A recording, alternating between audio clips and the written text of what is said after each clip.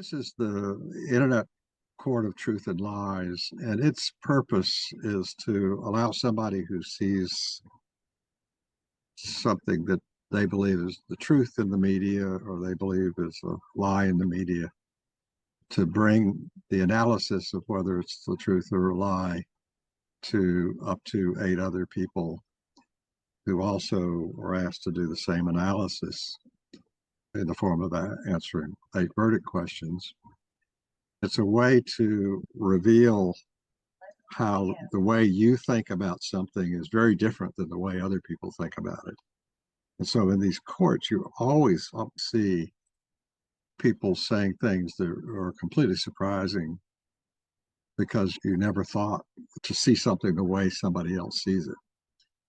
I'm a computational cognitive neuroscientist. One of the things that, from perspective of understanding how the brain computes, is the business of neurons is truth, because truth is the basis for survival. In other words, from an evolutionary point of view, neurons wouldn't exist if they weren't figuring out how to react quickly to changes in reality that may threaten their lives, and then know how to act in that reality very fast. We see in how brains are constructed that if you want to know why a certain function is in a certain part of the brain, it's almost always has to do with speed. It's near where it needs to be in the brain in order for the animal to react as quickly as possible. Neurons are fundamentally just other cells, except they are information processing cells. What they fundamentally do, we believe, is they're fundamentally intuiting truth. That can include intuiting the truth behind deceit and also creating deceit in order to fool somebody else who may be trying to kill them, or some animal is trying to kill them. The point is that's how we see it working. The area I've studied is what I call Mendaciology, which is the study of human lies and bringing natural language to the study of how brains compute.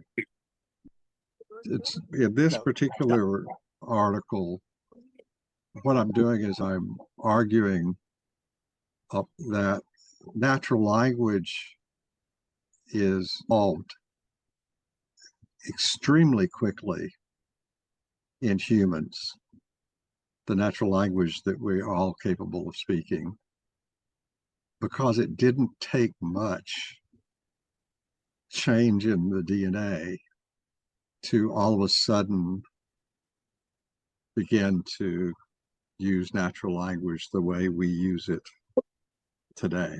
When I say extremely quickly in evolutionary terms, if somebody said, we've figured it out now, natural language evolved in less than 10,000 years, I would believe it. If you said that natural language took 15 million years to develop, I would not believe it. I think that natural language is the computation that's involved in natural language is just there. There are some changes to the DNA that has to happen to cause people to begin using natural language that then force changes from a longer term evolutionary changes that gave them the advanced vocal cords and control over our lower jaw and whole bunches of the larynx and all these other things. That came after natural language had already started. That starting of natural language is a form of communication brain to brain. Speaking the language of the brain, which is what we believe, happened very quickly. It just took a long time for people to be able to speak clearly to each other, given the earlier humans couldn't speak with the sophisticated larynx and the sophisticated control of the lower jaw and so forth and so on, that modern humans have. That's basically the argument. What I'm arguing is basically a half dozen or a dozen points, but I'm arguing that DNA can remember things, can cause your brain to remember things that from generation to generation that most people think is impossible, but we know happens. So, for example, we know that frogs have bug detector eyes. And so their eyes are specialized to be able to see bugs, which is a form of memory. That's a form of generational memory for what a bug is. We know that this is very common. The argument is that when humans inherited the interest in using natural language to express what they are thinking to other humans, when that DNA change happened, natural language happened very quickly thereafter. As you were growing up, you were very ready to learn the natural language that was being used around you.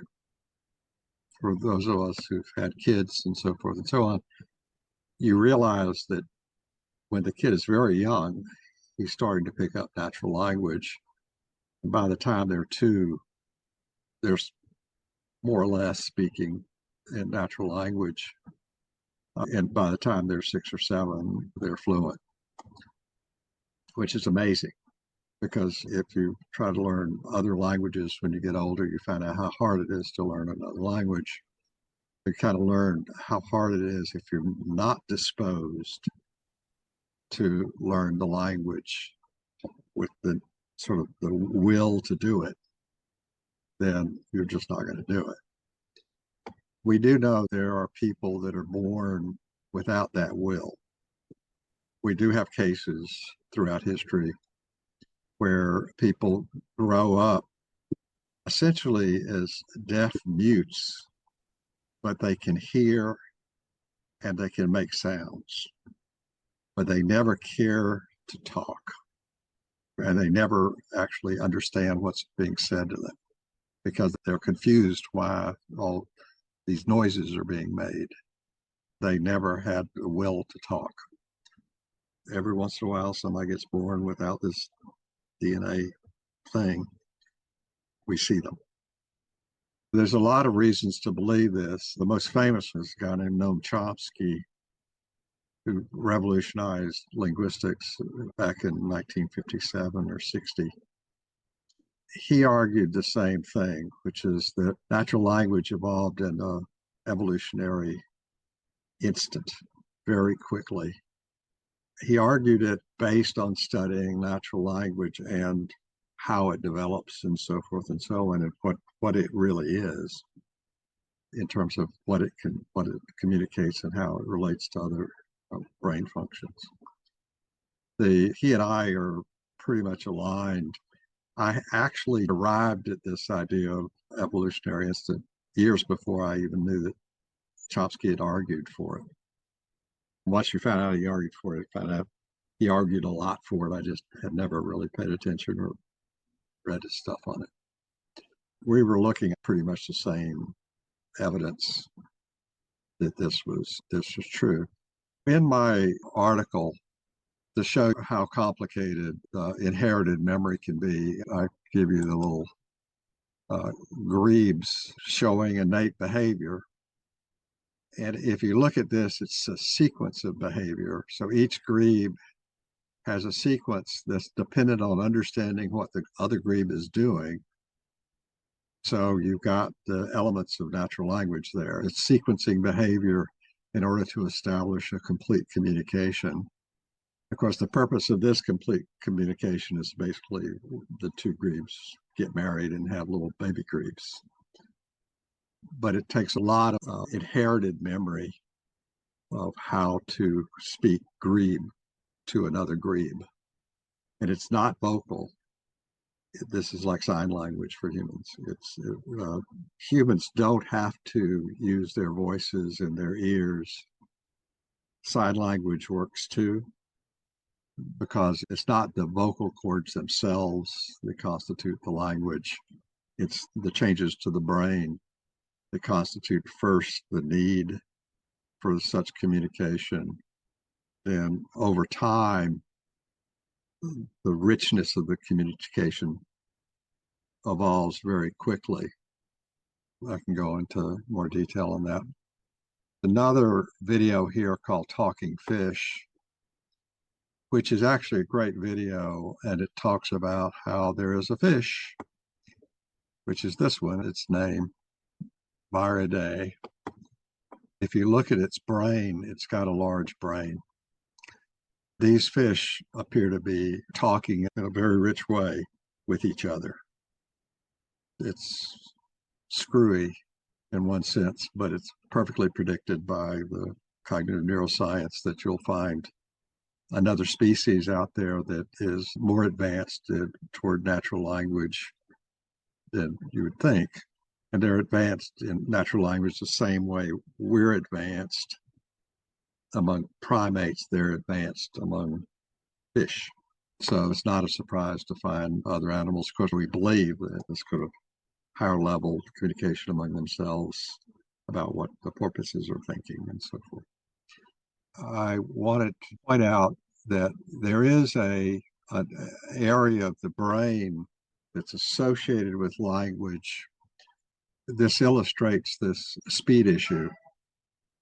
It's called the Broca's area, which is associated with speaking coherently or ordering words in speech. And Wernicke's, which is involved in hearing and interpreting the words that are said to you.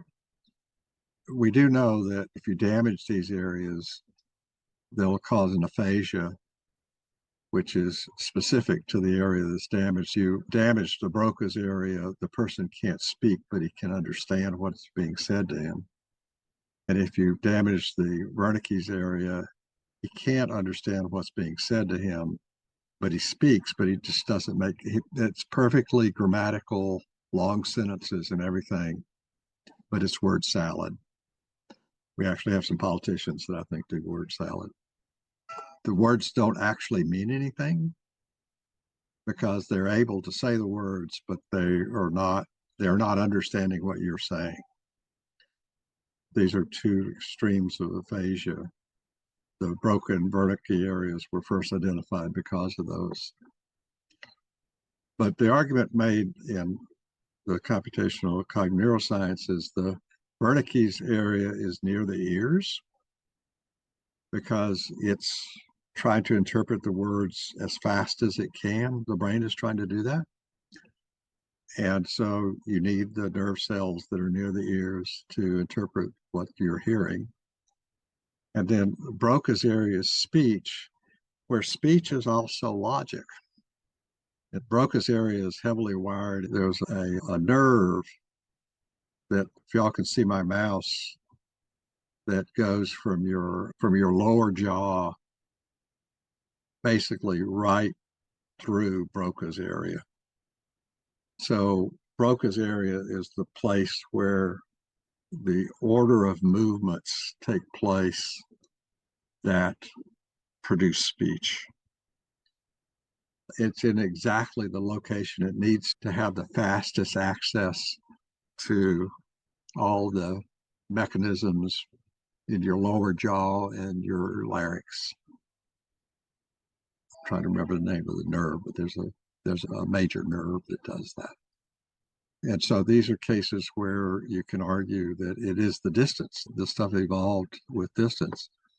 One of the interesting things is that in humans, Broca's and Wernicke's areas are absolutely unique to human beings that can speak in human natural language.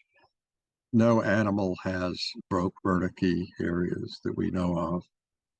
These are evolved through the need to refine Broca's, refine the muscles necessary to speak quickly and fluently and be understood.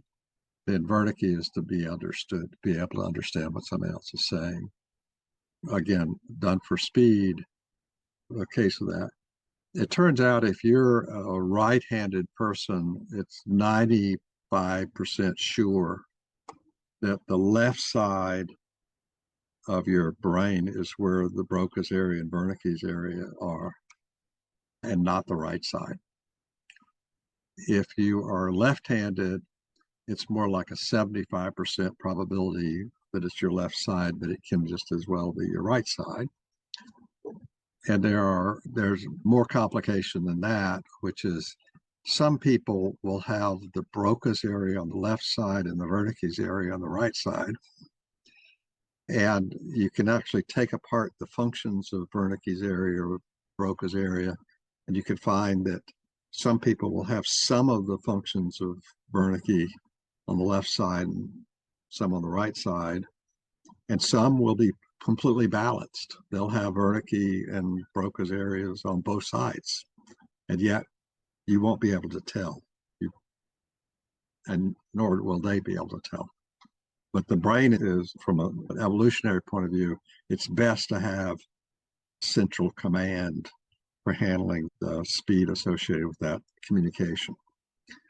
This is more argument for what we understand, how things are organized in brains and so forth and so on, for speed, for survival speed. That's a big case that's being made here. My argument is that it is the will to use this to communicate brain to brain, but the brains thought this way long before we were human. Bob, is the Broca what is affected when you have a stroke and you can't speak after the stroke? Would that be the stroke affecting that part of the brain? Yes, but it's not, the stroke is affecting, and I can't remember the name of the nerve, but it's broader than Broca. What I was talking about a minute ago with regard to Broca's and Wernicke's area was there's special forms of aphasia which are very centralized, but what you're talking about is a more general type of a thing. And so this nerve that comes up for your lower jaw, that's actually over a more extensive area than this. So Broca's, that little Broca's area and the little Wernicke's area that's just pure Wernicke or pure Broca is that if you damage those, you get this really specialized, two different forms of aphasia, which you probably never met anybody with those. This is rare. But a lot of people will have blood clots. Yeah, it is a blood clot usually. And that will affect a broader area that will make it impossible, for example, to speak words. But they can get it back sometimes if they have the speech therapy and stuff. I think they have. Well, it doesn't even require speech therapy. It just comes back. So this is called plasticity. Okay. Other areas of your brain will recruit the memories that were lost to the dead cells that were killed by the blood clot. Okay. Yes. And so it's not that, it's that other areas of your brain are capable of making up for it. It's all the same. The key here is it's always the same computations. The nerves are just doing what the nerves do. And it happens that they're in a location where the location is best for speaking language or the best for understanding language. So the nerves will compute that. And if you damage that area, nerves around that area or nerves on the other side of your head in the same area will start taking over. And it creates new pathways too for the destroyed synapses, I think. Yeah. And so it's really not fascinating, the brain, because when you have a stroke, people are all affected differently depending on what part of the brain it hits or it affects. So I know quite a bit about it, but I just never knew about Broca. So I found that interesting.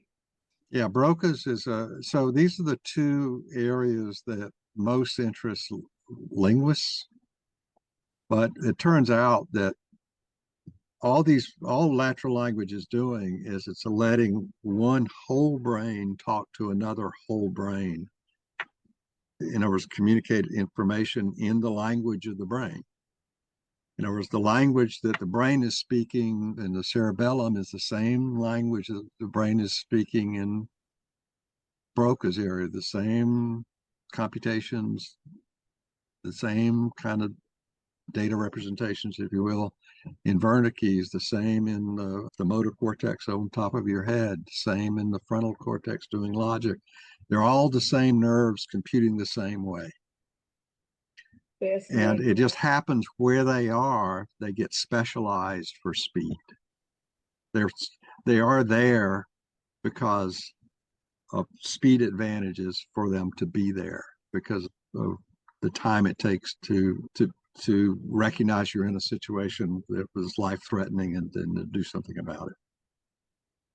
Because sometimes you can't when you have a stroke. You got to hope somebody's there to find you because you can't. Yeah, it depends on the severity of the stroke, but yes. You're exactly right. And yeah, strokes are a horrible thing. Yeah, it's like hitting somebody in the head with a bat.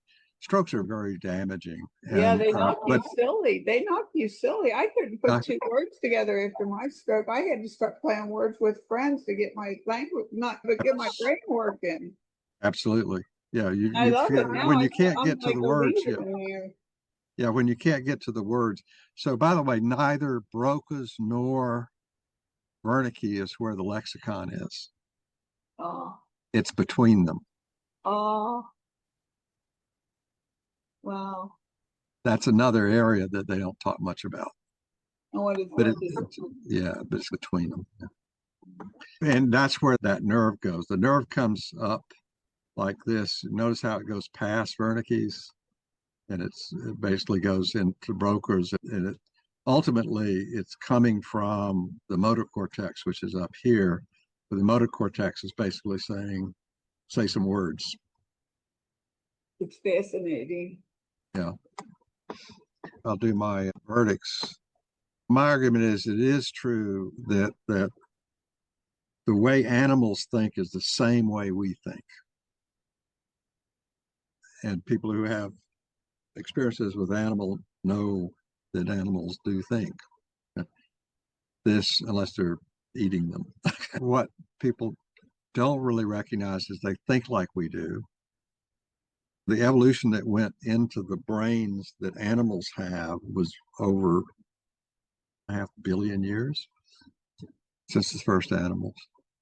The brains have been developing. They're thinking the same way we think today, but with less capacity. Ultimately, there was a point where humans developed a will to actually express directly what was going on in their brain into another person's brain directly in the richest possible way. That became natural language. Like telepathy? Is it like telepathy where you it's not, it is telepathy in a sense, telepathy is imaginary from my point of view. I understand how electromagnetic waves work, and it goes off at the square distance, and you just can't. That's over my head. You're from an electromagnetic perspective, your head, if you think of telepathy as one head talking to another directly somehow. I was thinking of it as memory, like you're sending a message to them with your brain. Keep thinking about it, and then they call you or something. Yeah, so that's what natural language is. That's what I mean when I say that one language is talking to another. One brain is talking to another brain in the language of the brain. It's in the language of memory. Okay. Yep. Because the memory is in the synapses. It's in the computation itself. It's not like a computer where you have a memory bank over here and a processor over there. The memory and the processor are one thing. That's what a perceptron is. They're the same thing. My argument is the truth, and I say yes. And I think I provide good arguments in my little article that are not covered in the sort of standard literature as to why Chomsky was right, why I believe he was right. Is it the whole truth? I said, no, there's a lot of detail here that we still don't understand, but we do have a good picture, I think, of how the brains fundamentally compute and how natural language fundamentally evolved. Is it nothing but the truth? I said yes, because even though it's not completely the complete truth, because we don't know it, it is everything that I've said is the truth. At least I think it is. What's the deceit? I said there's no deceit because I believe that I'm not lying. Is the truth intended? Yes, I really believe this and love to tell people about this because I think it gives people insights into things that they never suspected because this is not taught. What's the motivation? It's to be informative. What's the social acceptability? I'm a scientist, and as usual, I think any science is acceptable. It's done right. What label would improve it? I believe this scripture organizing a lot of what is known about humans and human history in a plausible evolutionary framework. I've yet to find anything in anything that I've discovered that Noam Chomsky said that I disagreed with. He was looking at all this computation the same way I was, which is looking at it through studying natural language. And we just come to this conclusion. So that's what I say. What I'd like to do is get the jurors to give a 20 to 30-second summary of their verdicts on this. Juror one. That's me. Yes, I agree with your argument. I didn't have any issue with it. And I want to ask you something, considering what you're saying. You talked about generational memory and DNA remembers. Do you think that's why some people think they've had past lives?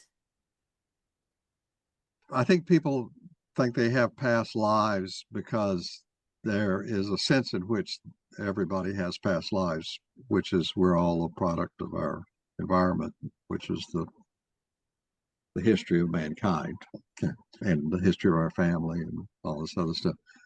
Also, these genetic things that evolved. So there's a sense in which that kind of stuff is true.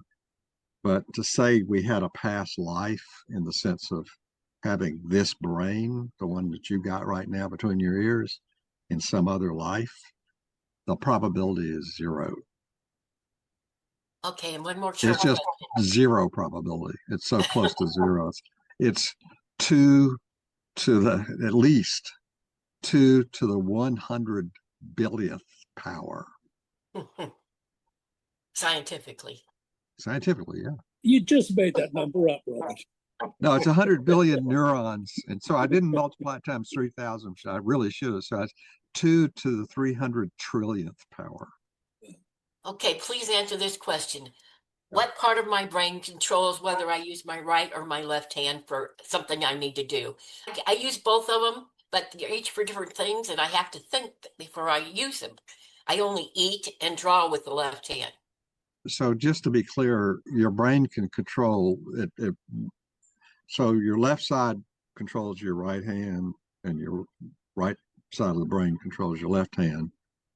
And the mechanisms for control of both hands, we're getting into an area that's really interesting. One of the little effects that's true, which is weird, is I can more easily move both fingers simultaneously than it takes me more time to decide to move one finger versus the other than moving them both simultaneously.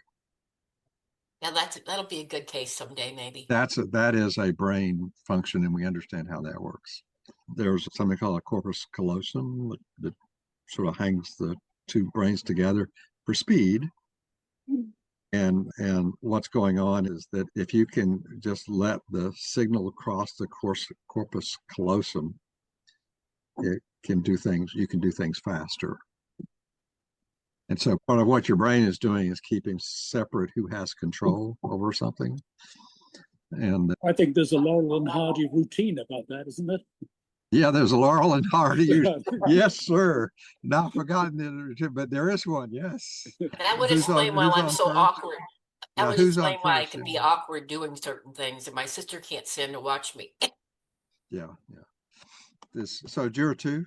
That's me. Hello, everyone. One thing it made me think of was in trauma-informed care, it taught me that both generational and historical trauma is passed down to each generation until you can stop it and heal it. And it can be healed, but yeah, you do get that stuff passed on. And nobody talked about it. It's all unspoken. So it has to be through the DNA.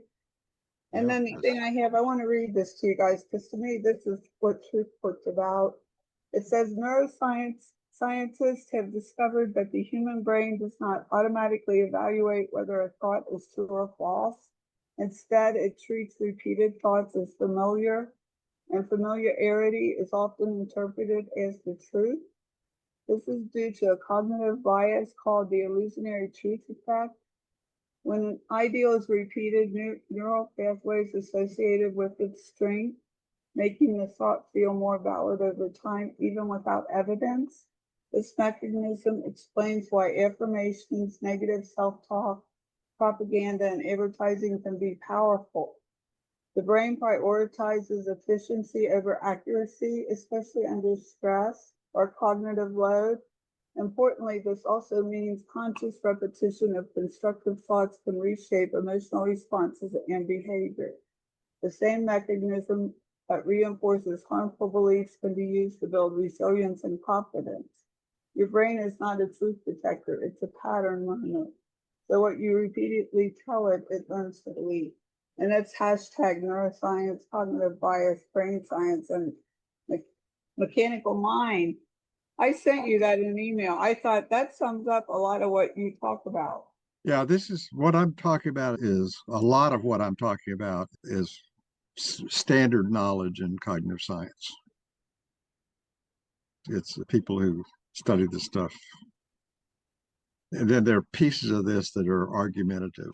Okay, so this evolutionary instant business, people will argue against it. They're wrong, but they'll argue against it. And I'm trying to make the argument for it because I think they're wrong. Right. So juror 3. That's me. I guess I'm wrong from the start then, because I am going to argue against it. Right. All that stuff about the relatively rapid evolution, I think, of the mechanisms of speech, like you're developing the larynx and the muscles of the tongue. Yeah, it's not that, those were not fast. What was fast was the urge to communicate. I'm putting it all together. To say the equivalent of "look out, there's a tiger behind you" is a huge advance on survivability for getting your children into the next generation. So you can see how the feedback works. However, there's lots of things. One of the interesting things about Broca's brain is that, of course, it is also connected with the sequences of images, which people don't really talk about, and which leads into my particular idea, I think, which is by the way, language. Yeah, it is and it isn't. So just to be clear, there's. I'm just summarizing. Yeah, here. there are other. Yeah, there are other secrets. Yeah. There, I think the structure of language is still visual, and we think we're bamboozled by words, but actually, the language is built around the way we store images, because there's no real way why you can explain why languages are all different from one another, using different melodies, different tones, different grammar, and all that sort of thing. If it were the case that everybody just has a set amount of evolved networks in their brain to create language, there's got to be other differences. So anyway, my 40 seconds is up. Yeah, and my argument is that what you just said is completely consistent with what I was saying. So it's just anyway. Okay, so juror 4. Hi, juror 4 is me. Hi. I don't know anything about the development of language, nor do I know anything about neurological science or the evolution of the brain, which makes me say I don't know all the way through. I'm not really in a position to judge whether or not this is true, false, partly true, or anything else. I just don't know about this topic. It's not something I can weigh in on in any way. Yeah, so this is an interesting thing. You probably know vastly more about language than you suspect. I don't feel in any position to judge the truth or otherwise of this statement. So one of the things about being a scientist, which is what I am, okay, is if you get down to the root of everything, we believe nothing. We don't believe we understand anything. I don't know a good scientist who believes he understands anything. We could say exactly what you're saying and be perfectly truthful.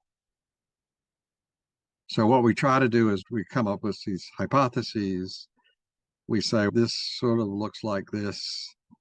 And if we can formalize things so that we can prove that something is a good analogy to what we're trying to explain, like mathematics is a way of stating analogies to things that quote explain things but don't really explain anything.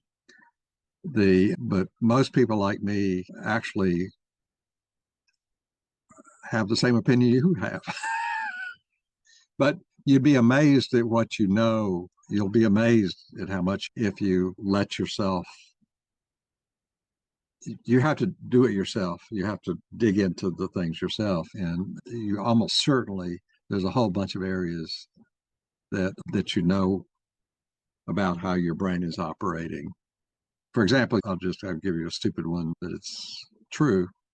You know that you can't see through the back of your head. Now, maybe somebody can. Who knows? Okay. You know, but you do know that. Say they had eyes in the back of their head. Remember that? Well, yeah. I don't know anybody with eyes in the back of their heads that can see with them. They said parents have them. So that's what they used to tell us as kids. Kids are like, your parents sees everything. No. I heard that as a saying. So you're a 5? Hey, Bob. On the one hand, I agree with most of your premises, but I disagree with most of your vocabulary. We can say that Darwinian evolution explains why the frog who best sees a food source is most likely to procreate. But we can also say that humans left Darwinian evolution behind in the early 20th century. So you can't really conflate the two. Now, I can't wait to show you I encountered a letter by my mother in 1942 to her cousin who was in France fighting. Yeah. And I can't wait to put that up I'll send you a pointer to it when I put it up on the X or something. Because it's a great letter. Because she is saying what you're saying. Yeah. Admittedly, I'm not thinking about battlefield survivability, because while it's true that we've made fast surges there, what I'm talking about is someone who has terrible eyesight, 2 types of diabetes, is 200 pounds overweight, and has 3 other genetic disorders, is more likely to survive than they ever have been at any time in human history. Correct. So, next, I completely do disagree with the concept of inherited memory, especially at a genetic level, because there's no way to prove it. It's entirely subjective. Yes, there is a way to prove it. Then on what chromosomes? Where? No, what combination of ACTG actually results in the same thing in offspring? Oh, we do that. With regard to memory. We do have that. We do have that. Okay, I'd like to see some articles, because I've never seen anything credible about that. I've never seen anything objective. No, we have some of that. Okay. We do have that.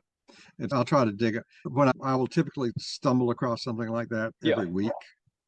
And so when I stumble across it again, I'll send you a pointer to it and say, here's an example of what I think you're. I would appreciate that, because that premise doesn't really work well with objective observation. But anyway. So my argument will be the same one I made to the last juror, which is you don't have eyes in the back of your head. And that's genetic. No, it's not. That's a euphemism for being very attentive. So that has nothing to do with the other. Okay.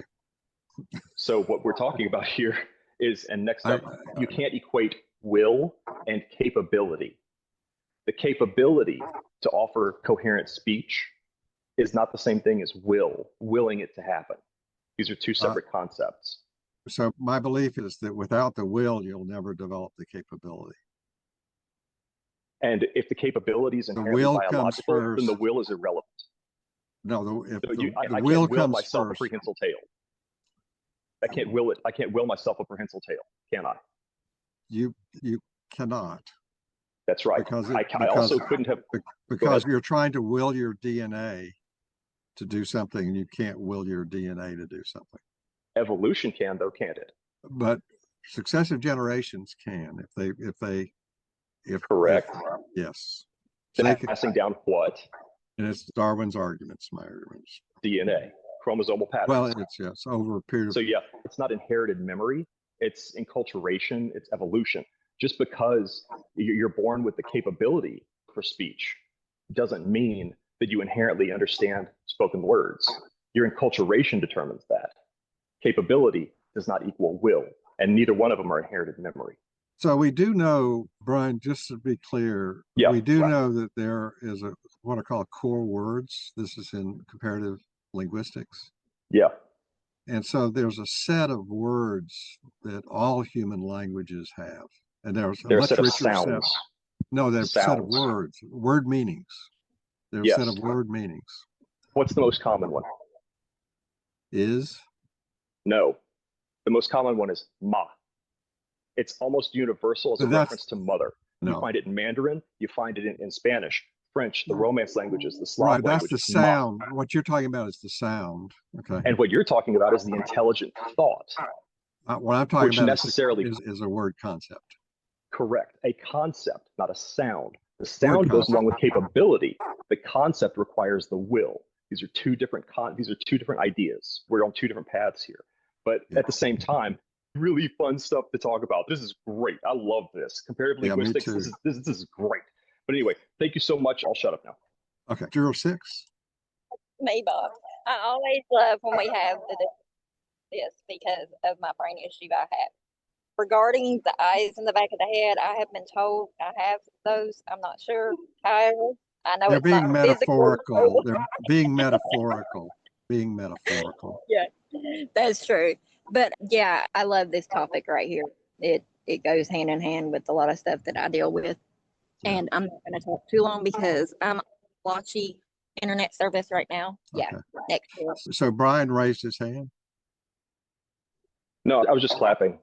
Oh, clapping. Oh, sorry. I liked what Natasha was I saying. didn't see. That was one hand clapping, Brian. Okay. I just liked what Natasha was saying. Yeah, okay. 07. That's me, Bob. Yeah, I had my hand up a little earlier, but yeah, you didn't see it. But yeah, I agree with Juror 4. This is like something that's I'm not very familiar with.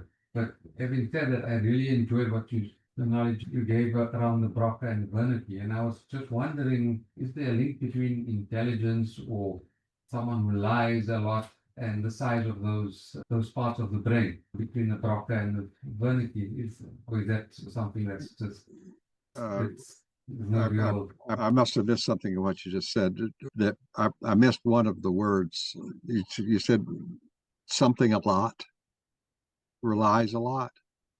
So basically, I wanted to find out, is there a link between the Broca and the Wernicke in terms of intelligence or someone who lies a lot, someone who lies? Oh, lies a lot. Yeah.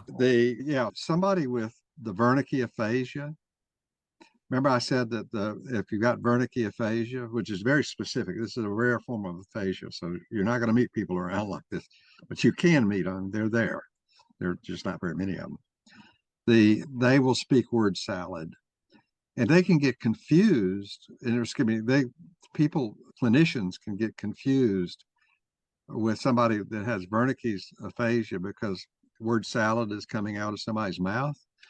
And they'll hear that. They think that the person's a schizophrenic when he's not. He's thinking perfectly clearly. He's got reality in hand perfectly. He just talks really fast and it's just garbage. You can't slow him down. You can't ask him to slow down and speak clearly. He can't do it. He will always be speaking garbage, even speaking slowly. It's crazy. And I have an opinion that most doctorates in philosophy have Wernicke's aphasia. They can't listen to anybody about what they're saying, but they can talk at lots of predications really fast and talk nonsense. This is just my opinion, Mohammed. I'm sure that's not a popular opinion. No. Thanks, Bob. Anyway, so Juror 8. Yeah, I'm around. So I don't know much about this topic, but I had to do some little research about it. So after my research, I have decided that I disagree with your accusation. While this is true that humans inherit basic communication abilities from animals, the claim downplays how complex language evolution really was. Human language required a major cognitive changes like symbolic thinking and grammar, not just small biological adjustment. If motivation alone was enough, other animals will have developed language too. So their roots may be ancient, but the leap to full natural language was far bigger than the argument admits. So logically, what you're assuming is that the thing that I call the will to communicate with another animal of the same species in terms of brain-to-brain communication, of saying everything that you think to the other animal. That's a special thing. And so that leads to this other, that is the thing that evolved very quickly and drove natural language. But then it took a lot of years after that to perfect the organs, for the lower jaw movements to be careful enough, for the larynx to develop, for the ears to hear the right sounds under the right circumstances, to parse words and so forth and so on. That took more time. So that part of the evolution took a lot more time. But the will, the thing that causes natural language to be natural language, just my argument is it comes out of that happened very quickly. If you look at, for example, the ability of pick an animal, a dog, to recognize something and plan something and deceive something and all these other things, it's there. They just can't talk to each other very well. So you don't have sets of dogs getting together and conquering the universe like people can. That's basically the argument. I'm sure you still disagree with me, and I understand why you would disagree with me if you look at the literature, because the literature really doesn't make this distinction. For example, they have Chomsky completely wrong. Chomsky is what they call a disconnectionist. He disconnects language from other things in the brain, when in fact that's the opposite of what he's doing. He's saying, no, the brain is thinking these ways, and language is just a mechanism by which one brain can basically very completely describe what's in its computations into another brain. It's still imperfect, but it's as perfect as anything. It's as perfect as it can be given the constraints of or get technical, the serialization problems associated with a word string is actually a low bandwidth communication channel. And so the brain is using the natural language is very low bandwidth communication channel for two brains that are computing at very high bandwidths internally. I think that's pretty much it for today. We'll see y'all next Thursday. Bye.